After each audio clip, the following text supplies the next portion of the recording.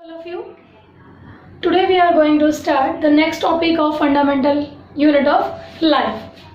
In last video, I told you about plasma membrane. Why plasma membrane? Known as selectivity permeable membrane. Now cell wall, because cell made by mainly three substances. First is plasma membrane, second is cell wall, third one is nucleus. Now cell wall. Cell wall, as name indicate, a wall surrounding the cell. Cell के चारों तरफ एक ridge outer covering बनी हुई है, उसे हम कहेंगे cell wall. In plants it is made by cellulose. That cell wall here, plasma membrane के साथ एक वॉल है, उसे हम कहेंगे सेल वॉल. ये पूरी सेल वॉल है. किसी भी चीज की जो आउटर वॉल होती है उसका क्या काम है? To protect internal organelles and prevent flow of inside to outside and protect whole the body. That is the main function of the cell wall. Like here, in addition to the plasma membrane, cell have another rich outer covering called the cell wall. Cell wall के through ही, जैसे plasma membrane में osmosis के through substances बाहर और अंदर आते हैं, flow from higher concentration to lower concentration, same like that cell wall also help in the plasma. Cell wall is also help in the osmosis. ये पूरी सेल वॉल है. अगर किसी भी रीजन से सेल वॉल के अंदर का जो लिक्विड है वो किसी भी आउटर रीजन से या इंटरनल डिस्टर्बेंस की वजह से फ्लो हो जाता है, श्रिंक हो जाता है, that shrinkage of cell is known as plasmolysis. When a living plant cell lose water through osmosis, there is a shrinkage or contraction of the cell away from the cell wall. This phenomena is known as plasmolysis. It means जो cell है अंदर का part है वो shrink हो जाएगा. क्यों shrink हुआ? क्योंकि उसमें जितना भी लिक्विड पार्ट था वो किसी भी रीजन से बाहर आ गया है. That is a plasmolysis. Have you clear to all of you? Now nucleus. It is the nucleus. Nucleus is the vital and important role in a cell. It is double member layer like this. ये nucleus है. Nucleus में ये double layer है. It is the outer covering जिसे हम कहेंगे nuclear envelope. ये इसको कवर किए हुए हैं जिसे हम कहेंगे nuclear envelope. That is the internal structure of the nucleus. ये जो पूरा न्यूक्लियस है it is store all the information about the cell. Mainly it stored the hereditary information in the form of ATP. Have you heard about the ATP? Main role of nucleus. Nucleus is double membered, have nuclear envelope. Those have the pores in it. Central part of cell has double layer covering called nuclear membrane. इस nuclear membrane में क्या है? छोटे छोटे से pores. ये छोटे छोटे से pores हैं जो हेल्प करते हैं exchange of material from outside to inside and from inside to outside. The nuclear membrane has pores which allow the transfer of material from inside the nucleus to outside. Nucleus have chromosomes. इस nucleus का एक बहुत ही important role है because they have chromosomes. क्या है chromosomes actual में? Chromosomes is a rod shape structures that have hereditary information, whatever transfer from parents to next generation. In information को हम कहते हैं hereditary information. जो characters हमारे parents से next generation में हमारे offsprings में develop होते हैं, transfer हो जाएंगे. That process main involvement is chromosomes. Chromosomes is known as hereditary carrier. ये हेरिडिटरी कैरियर है क्योंकि ये हेरिडिटी की इंफॉर्मेशन को पेरेंट्स से उनके ऑफस्प्रिंग्स में ट्रांसफ़र करेंगे. तो जितनी भी हमारे पेरेंट्स की क्वालिटीज़ होती हैं, उनके कैरेक्टरिस्टिक्स होते हैं, हमारी हाइट ऑलमोस्ट हमारे पेरेंट्स के जैसी होती है, हमारे हेयर कलर, हमारा colour complexion, eyes colour, so many features like our parents. But we are not exact copy of our parents. Because some characters तो हमारे पेरेंट्स से हमारी बॉडी में आ गए हैं और कुछ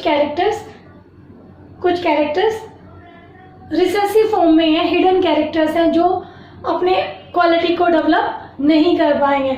तो दो तरह की क्वालिटीज़ होती हैं, एक डोमिनेंट और एक रिसेसिव। तो क्रोमोसोम्स क्या है? Hereditary carrier. क्यों है? क्योंकि ये पेरेंट्स की इंफॉर्मेशन कैरेक्टर्स को उनके ऑफस्प्रिंग में ट्रांसफर करेंगे। Nucleus have chromosomes which are rod shape structures. Chromosomes have information of hereditary. They help in transfer of information from parents to their offspring. Chromosomes के पास अपना डीएनए और proteins होते हैं, that is known as chromatin material. इसे हम कहेंगे chromatin material. Chromatin material, DNA, have you heard about this? Deoxyribonucleic acid, deoxyribonucleic, have you heard about that? DNA, deoxyribonucleic acid, and one more is RNA, ribonucleic acid. इनके पास क्या है? Chromosomes के पास DNA, deoxyribonucleic acid, that take place in the synthesis of protein. ये protein के बनाने में help करेगा। हमारी बॉडी 80% प्रोटीन से मिलकर बनी हुई है। डीएनए का काम है प्रोटीन को सिंथेसाइज करना।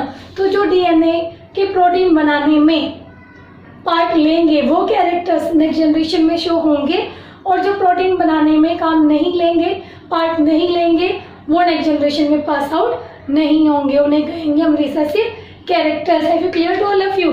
DNA, deoxyribonucleic acid, those characters taken part in the formation of protein known as dominant, and those not take part in the formation of protein known as recessive. तो जो character protein बनाएंगे वो next generation में show होंगे, और जो character protein नहीं बनाएंगे वो नेक्स्ट जनरेशन में शो नहीं होंगे। तो that is the main function of the nucleus.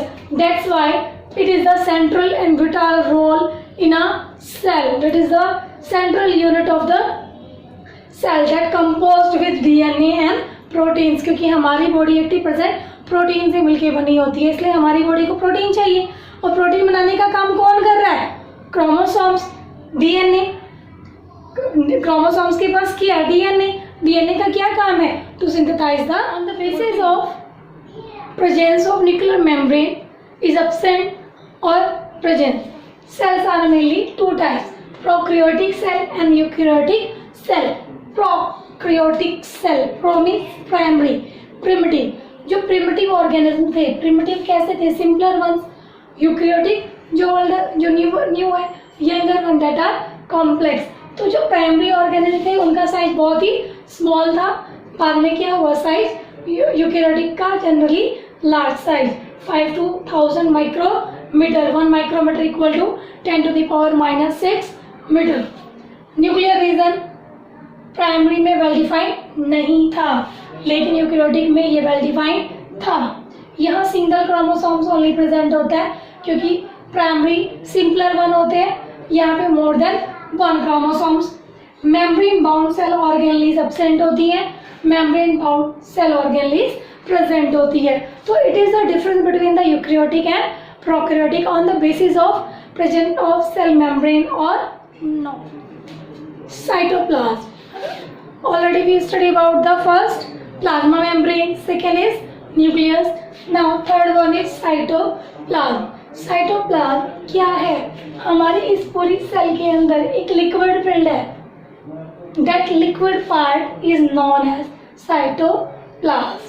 जितने भी प्लांट्स होते हैं, प्लांट के अंदर जितना भी लिक्विड है that is cytoplasm. साइटोप्लाज्म के अंदर ये सारे organelles, these are the cell organelles जिनसे मिलके सेल बनी है, वो सारे सस्पेंडेड फॉर्म में रहेंगे और अपनी बायोलॉजिकल एक्टिविटीज को परफॉर्म करेंगे।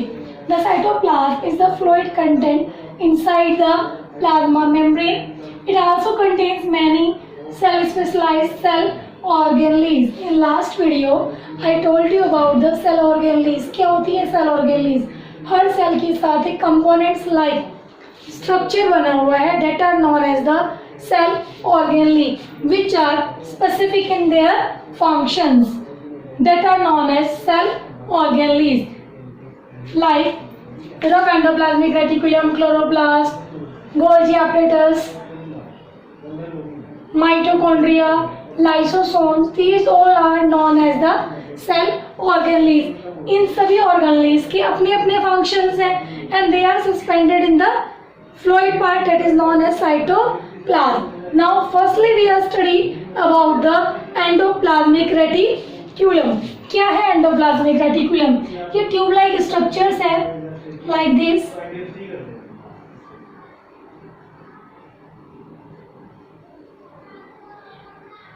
आपने लॉगिन करा, आपने लॉगिन किया, पासवर्ड लगाना है,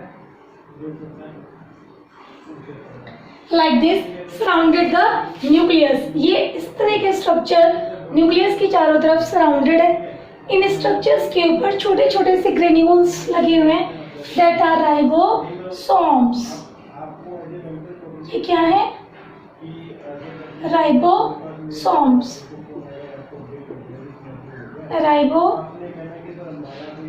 What is this? Endoplasmic reticulum. They are endoplasmic reticulum is a large network membrane bound tubes and sheets look like a long bags. लंबे लंबे बैग की तरह में ये दिखाई देगा ट्यूब लाइक स्ट्रक्चर जिसका एक नेटवर्क फैला हुआ है surrounding the nucleus. It is two types. First is rough endoplasmic reticulum. Rough endoplasmic. Second is smooth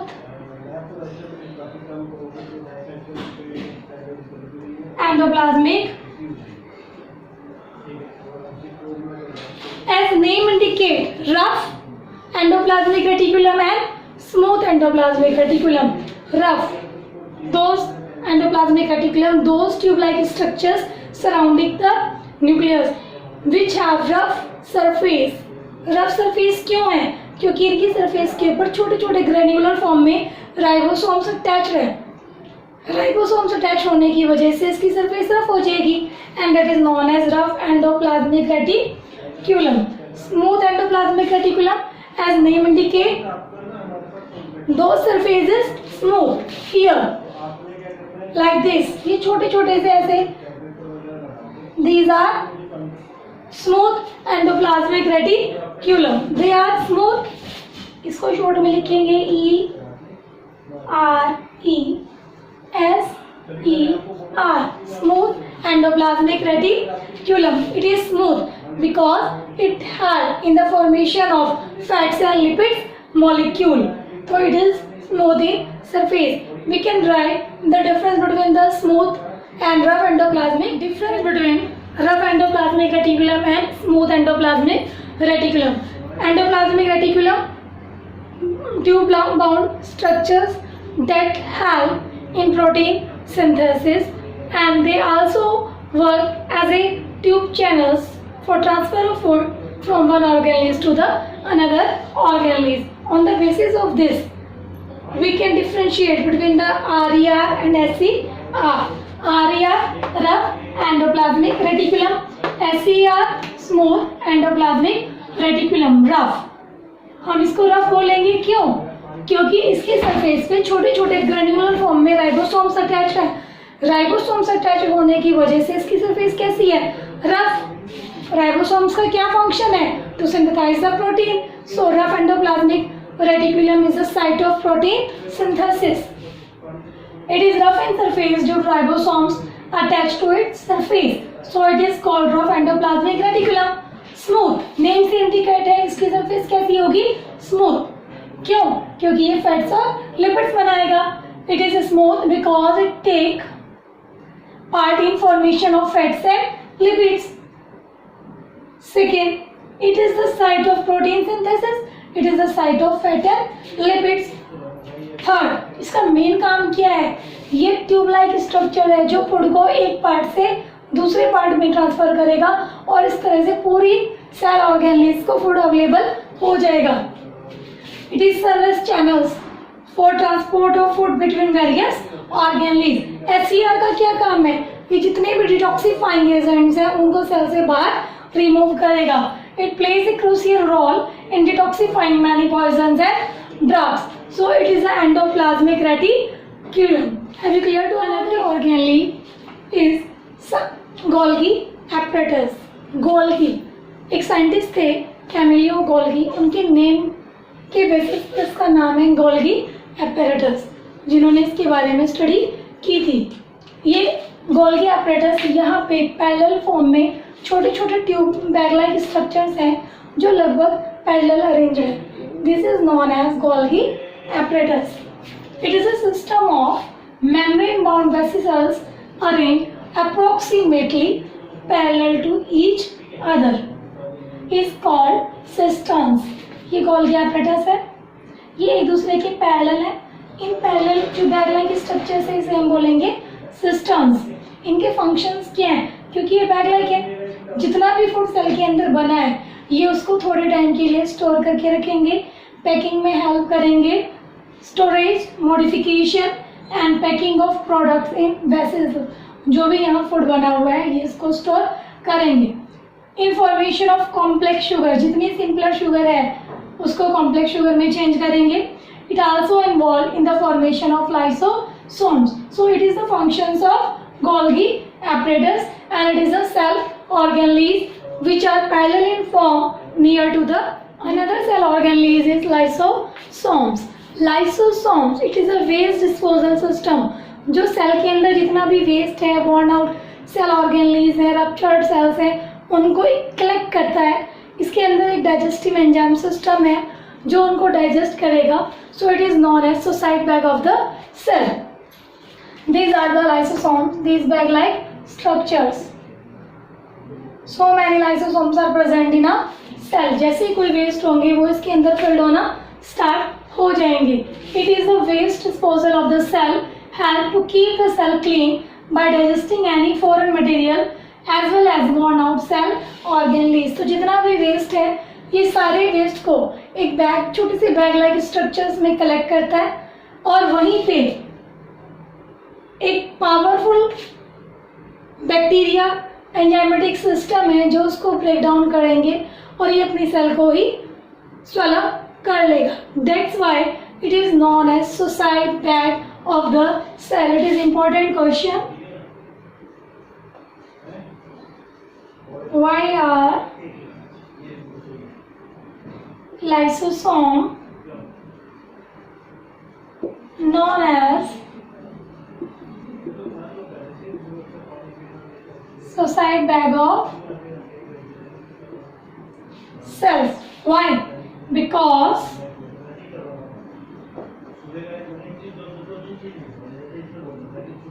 it have powerful enzymatic system, enzymatic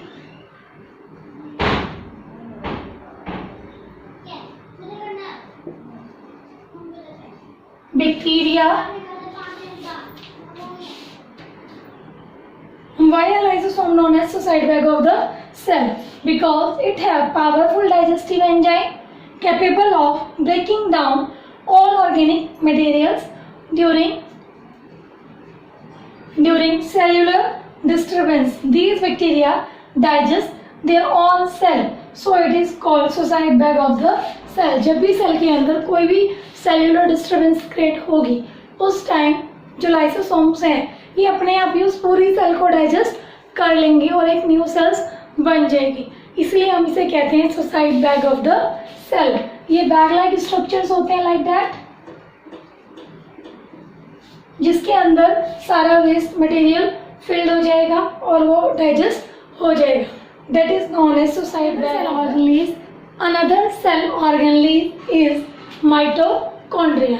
mitochondria को सेल का पावर हाउस कहा जाता है क्योंकि जितनी भी सेल को एनर्जी की रिक्वायरमेंट होती है वो माइटोकॉन्ड्रिया ही उसे प्रोवाइड करेगा। माइटोकॉन्ड्रिया के पास एक एनर्जी करेंसी होती है एटीपी, एडिनोसिन ट्राइफॉस्फेट, जो कन्वर्ट होगी एडीपी में और so much energy is releasing.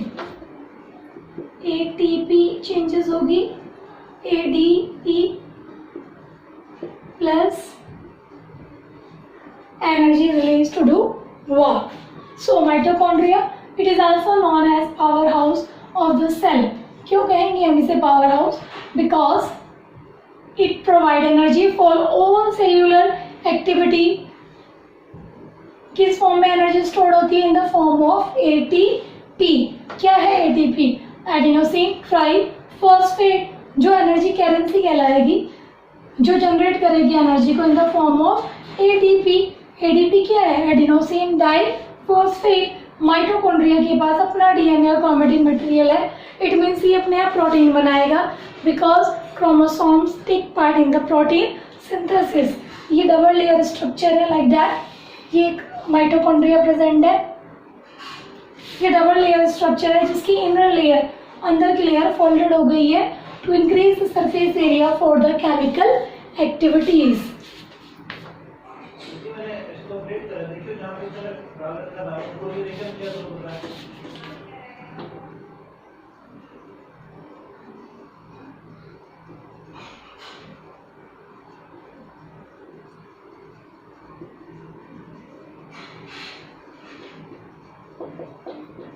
Activities. Have you clear? Plastids are the color components present in plants.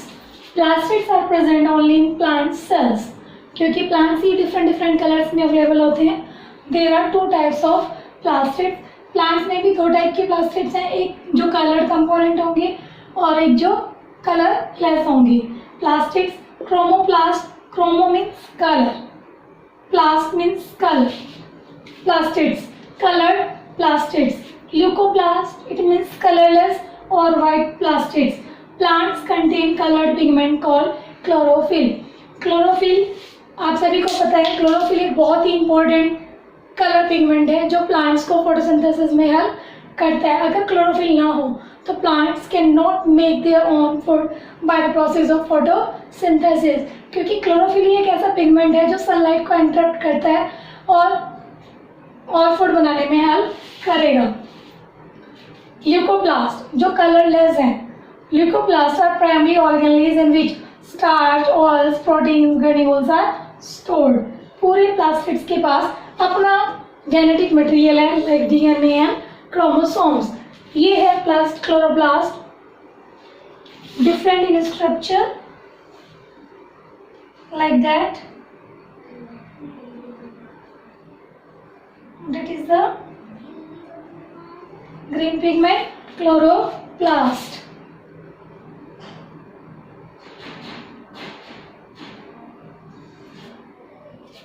And now last is vacuole. What is vacuole? Vacuoles are the storage sac for solid or liquid contents. जो भी food plant cell के अंदर बना है वो सब store हो जाएगा bag like structure. Vacuoles are small size in plant में बहुत small size in animal में बहुत छोटी होती है. While plant cell have very large और plant में बहुत बड़ी होती है. The central vacuole occupy 50 to 90% of the cell wall. ये पूरा क्या है? It is the food vacuole. पूरी सेल का 50 से 90% एरिया फूड वैक्यूल कवर करती है जो फूड को स्टोर करती है. इसकी क्या फंक्शन है? Mainly function store food. Next, पूरी सेल के अंदर सेल सैप होता है that provide turgidity and rigidity. अगर हम प्लांट्स को कहीं से भी फोल्ड करते हैं तो फोल्ड हो जाता है लेकिन ब्रेकअप नहीं होता. बहुत ज़्यादा फोर्स लगाएंगे तब वो ब्रेकअप होगा. That is the turgidity. It provide turgidity and rigidity. So that is all cell organelles present in the cell. Have you cleared all of you now? Why? Chapter name is the fundamental unit of life. क्या है fundamental unit of life? Cell. क्यों है? Because cell के अंदर सारे cell organelles हैं that have the different functions. Respiration, excretion, store the food, provide the energy, tackles transfer of food, formation of proteins, formation of fats, lipids, DNA, their own genetic material. Everything is done by cell. So cell is known as fundamental unit of life. Have you cleared all of you? Thank you.